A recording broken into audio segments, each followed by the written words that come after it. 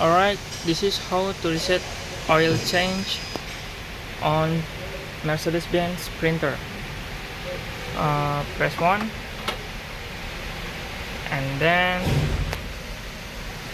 press hold back, and after that press OK.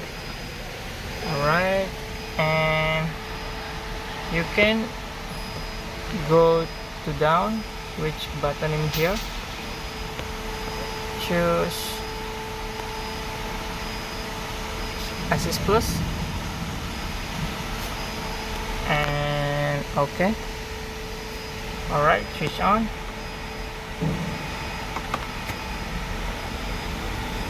Alright, and then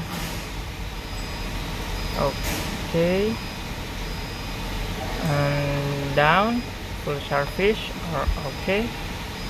Alright, down, confirm, click OK. Yes. Alright, go to right. Yes. Right again. Okay,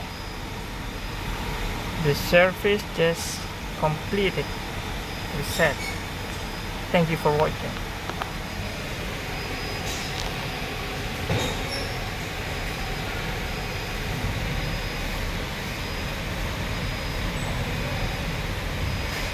All right.